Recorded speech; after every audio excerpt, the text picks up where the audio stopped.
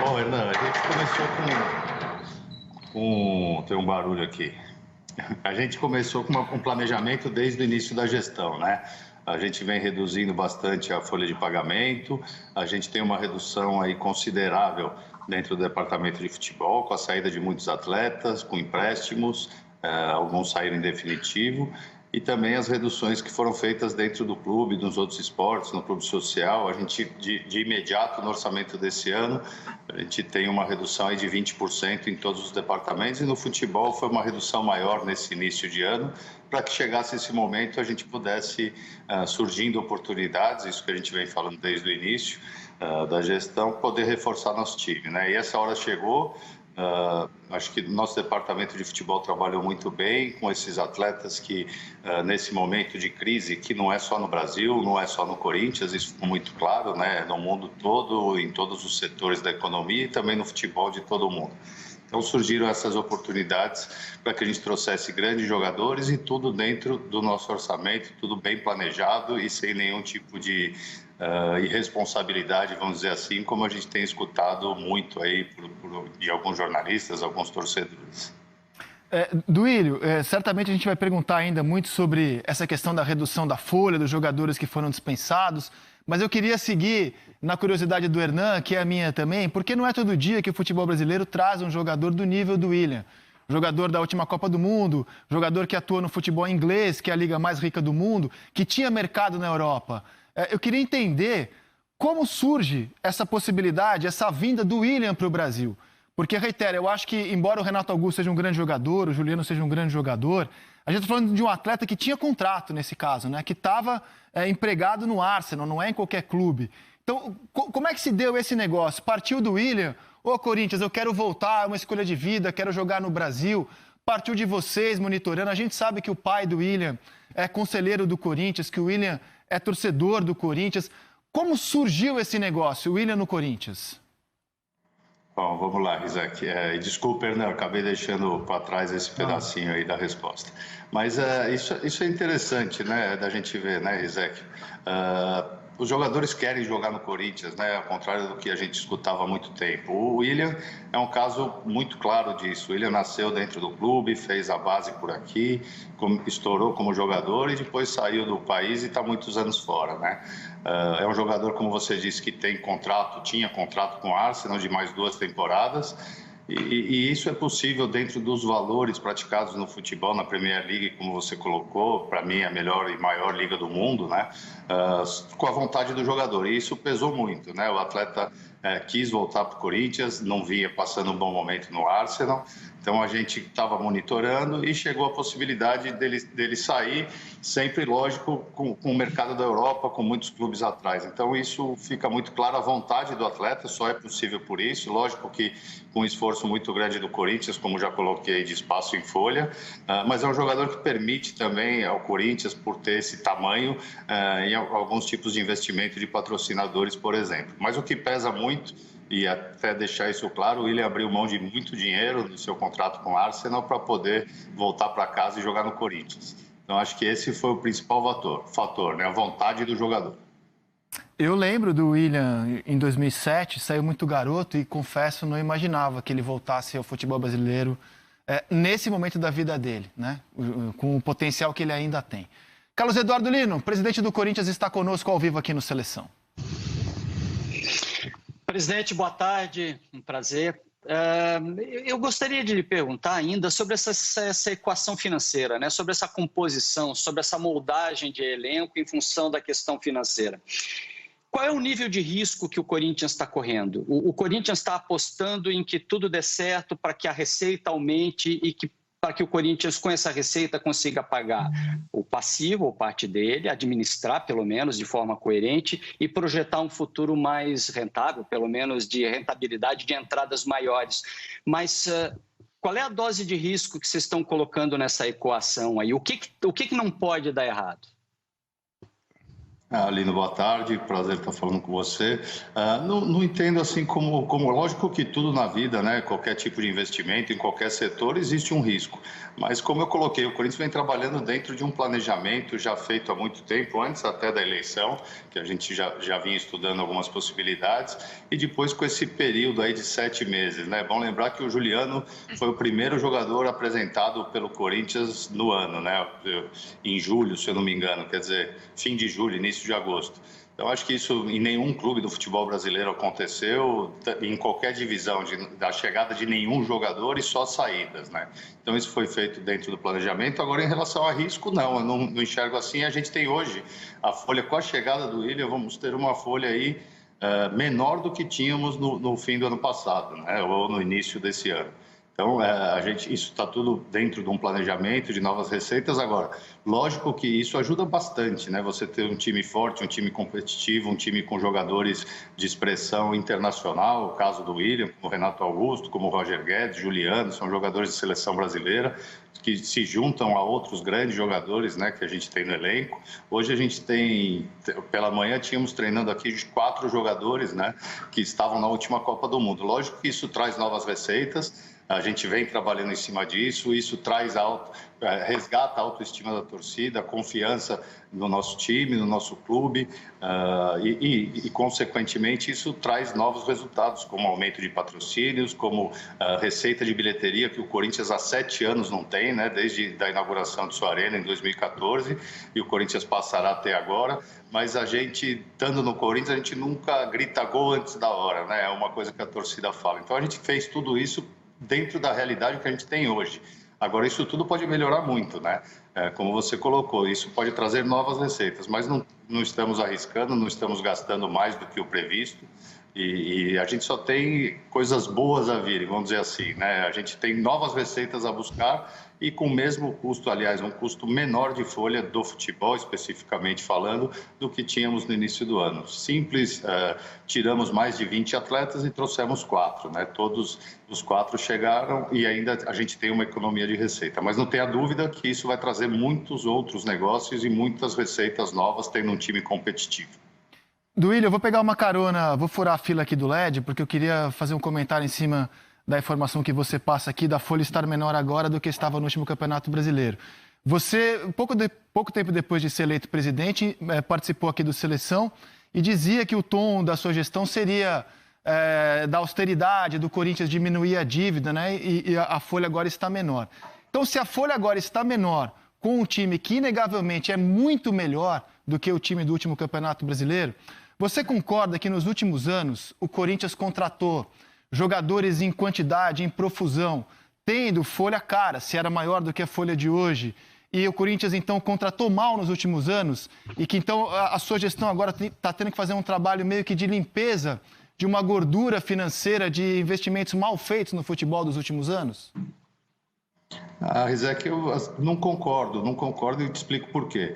Lógico que nós todos, ninguém, né, nem aqui dentro, nem fora, nenhum corintiano estava satisfeito aí com o desempenho do time nesses últimos 2, 3 anos. A gente não vem fazendo bons campeonatos e o Corinthians tem que estar sempre brigando lá em cima pelo tamanho que tem. Mas o futebol, a gente erra e acerta, né? Numa contratação, a contratação boa é aquela que dá certo. A gente viu alguns exemplos de jogadores que foram contratados aí nesse período, que foram muito questionados e que hoje nos ajudam bastante. É o caso, por exemplo, do Gustavo, né? O Gustavo Mosquito. Foi um jogador que chegou, fomos muito criticados, ele foi emprestado. Quando trouxemos de volta, se não me engano, o treinador era o Thiago Nunes ainda, fomos mais ainda criticados e hoje ele é um dos grandes jogadores do elenco, é o jogador que vem fazendo bons jogos e vem nos ajudando bastante. O Ederson hoje, que está no Fortaleza, é um ativo muito grande do clube, foi também um jogador desses contratado na época, não conseguiu se firmar no Corinthians, acabou não indo bem, emprestamos e hoje ele faz um campeonato espetacular pelo Fortaleza. A gente tem aí diariamente procura para transferência, para venda do atleta. O Richard, seguindo o mesmo exemplo, também no Corinthians acabou não indo muito bem, não tendo muito espaço. Hoje no Atlético Paranaense faz um ótimo campeonato. Agora nós mudamos a forma de fazer, né? Muitas vezes o Corinthians, isso foi feito em 2009, 10, 11, o Corinthians trouxe muitos atletas que eram promessas e a maioria deles vingou aqui, né? Então, e ganhamos todos os títulos possíveis com aquele time. E dessa vez a gente acabou não acertando tanto, né? Então, não falo de má gestão, mas falo de mudança de forma de contratar. E fizemos nesse ano umas contratações mais pontuais, sempre em cima das necessidades do elenco, né? E acho que agora a gente tem um elenco mais equilibrado, um time muito forte, um elenco mais equilibrado. Lógico que faltam algumas peças, mas o meu discurso, como você colocou no início da minha gestão, ele continua. É momento da gente organizar a casa, da gente melhorar a parte administrativa, a parte financeira, e a gente vem fazendo isso há 7 meses. Por isso, a possibilidade de reforçar um pouco agora, mas continuando sempre com o pé no chão. Tem muita coisa para ser feita, tem muita despesa que a gente precisa reduzir, a gente tem que trazer muita receita nova. O problema não está resolvido, mas a gente conseguiu já dar um bom passo para que a gente comece essa recuperação também com resultados dentro de campo e trazendo a Fiel junto, que isso é o que nos fortalece muito. Lédio Carmona. Olá, Duílio. O senhor falou que tudo que o Corinthians está fazendo agora foi planejado. Em termos de nome das peças que o Corinthians contratou agora, esse planejamento já existia em torno deles? Vocês já tinham esses nomes mapeados bem antes deles, de o Corinthians ir à luta atrás deles, ou foram negócios de ocasião? Vocês tinham a estrutura financeira, mas os nomes não estavam certos, ou os nomes já estavam escolhidos bem antes do movimento de mercado? E a outra pergunta que eu queria fazer é a seguinte: o senhor acha que a diferença, não só do Corinthians, para os outros grandes do Brasil, que hoje é muito grande para o Flamengo, tecnicamente e na parte administrativa, pode diminuir, digamos, num médio espaço de tempo, ou vai levar mais tempo? Bom, Lédio, vamos lá. Lógico que a gente, quando eu falo em planejamento, eu falo da parte financeira e que nós tínhamos que estar pronto, né, na janela de transferência para caso ocorressem oportunidades. Como eu disse, né, alguns jogadores sim, a gente vinha conversando e monitorando, é o caso do Renato Augusto e Roger Guedes, que estavam na China, e existia também nesse grupo, vamos dizer assim, que a gente vinha acompanhando desde o início do ano, o Paulinho, que eram jogadores que tinham dificuldade de retornar à China para que pudessem seguir seus contratos. Então, esses a gente vinha conversando e acompanhando de perto. O caso do William foi um caso que surgiu agora recente, e do Juliano também, com a saída dele lá da Turquia. Então, tínhamos o planejamento financeiro, lógico, né? Isso que foi feito. Agora, nomes, tinham os favoritos. A gente, quando faz uma relação de peças e de carências do elenco, vamos dizer assim, a gente sempre coloca o treinador nos 11, 12, junto com o Roberto. Era um pedido do Tite quase que em todas as janelas. E conseguimos só hoje, 10 anos depois, aproximadamente. Mas o planejamento foi feito em cima do dinheiro, em cima de poder ter uma margem para que a gente trouxesse esses jogadores de alto nível e que a gente melhorasse nosso elenco. Paulo Nunes. Boa tarde, presidente Duílio. Um grande abraço a você, meu amigo. Eu vou partir para outro caminho. Eu vou partir para a parte esportiva, a parte técnica, né, da equipe do Corinthians. Eu acho que ninguém melhor do que vocês da gestão, né, da direção corintiana, sabe, né, do que era capaz de contratar. Eu não trabalhei em economia, não pretendo trabalhar, então a minha preocupação é a parte técnica da equipe. Essas contratações elevam demais o futebol brasileiro, e isso me encanta. Eu gosto de times fortes, eu acho que o Corinthians precisava urgente, né, de contratações, né, o tamanho das contratações, eu não esperava esse tamanho, mas eu acho que o Corinthians precisava dessas contratações. Eu acho que é um time de uma tradição enorme, que não precisa fazer comentários a respeito disso. E eu acho que essa gestão mostra o que o Corinthians está querendo, né? Agora eu não sei se o Corinthians está querendo para esse ano ou para o ano que vem. Com a capacidade desses 4 jogadores contratados, Duílio, eu vejo o Corinthians disputando, lógico, tem praticamente 12 pontos atrás de um título do Campeonato Brasileiro, mas eu acho que é diretamente ligado a esse ano uma Libertadores. É esse o pensamento? Essas contratações buscam isso? Porque além de você chegar numa Libertadores, Isso é um investimento. Se a gente pensar no alto custo das contratações, mas isso é um investimento que o Corinthians pode ganhar muito lá no futuro. Meu amigo Paulo Nunes, prazer estar aqui falando com você, boa tarde. É isso, Paulo, a gente viu muito, né, nesses dias aí, a gente sabe que todo torcedor, todo brasileiro é um pouco treinador, né, e ultimamente, para discutir Corinthians nesses últimos dias, todos viraram economistas também. Mas eu acho bacana isso, o torcedor está se preocupando também com a parte financeira do clube, o torcedor hoje, ele está empoderado, vamos dizer assim, com as redes sociais, ele tem acesso a números, ele tem acesso a informações a cada minuto, tudo que acontece dentro do seu clube de coração. E agora falando de parte técnica, sim, o planejamento nosso é realmente, como eu disse, e o Rizek citou no início da minha gestão, eu coloquei que o título do Corinthians esse ano seria pagar contas, né? Isso não mudou. Mas hoje, com essa janela de transferência que para nós ela foi maravilhosa, vamos dizer assim, por conta de muitas dificuldades também da pandemia, como eu já coloquei há pouco, a economia no mundo, os clubes todos passam por dificuldade, o problema da China, né, que alguns anos atrás levaram muitos de nossos atletas, né, dos potenciais, o caso do próprio Renato Augusto, por exemplo, que saiu naquela época, o Gil, o Ralf e alguns outros. Hoje, com esse problema, infelizmente, da pandemia, mas foi possível trazê-los de volta em condições muito boas, né? Os jogadores não poderiam voltar para a China, não poderiam exercer seu contrato, então isso facilitou bastante. Então, nem nós sonhávamos com uma janela maravilhosa, isso eu confesso a vocês, da possibilidade de trazer 4 jogadores de alto nível, né? Como esses que chegaram. Então, o planejamento nosso mesmo era para o ano que vem a gente vir mais forte. Com essa chegada, eu concordo com você, com as chegadas dos 4 que vieram agora e com o trabalho que já vem sendo feito pelo Silvinho. Hoje o time está organizado, esses atletas que chegaram pouco jogaram, né? E o time já reagiu bastante, já está em 6º lugar na tabela. Então eu, como presidente do Corinthians, eu tenho que sempre pensar no máximo, né? Sempre pensar grande e lógico que a gente nunca pode deixar de pensar num título. Mas o planejamento é esse, que a gente chegue numa Libertadores esse ano e que o ano que vem, com as reduções e os cortes de despesa e as novas receitas que a gente pretende trazer, reforçar um pouco mais no início do ano para que a gente faça um ano aí em condições de brigar por todos os títulos, Libertadores, Brasileiro, Copa do Brasil, tudo que a gente vier a disputar. Então, concordo, eu acho que o Corinthians subiu de patamar, tem condições de brigar de igual para igual com qualquer time e nós temos o maior reforço chegando, né, que é a Fiel, é a torcida voltar para a nossa arena.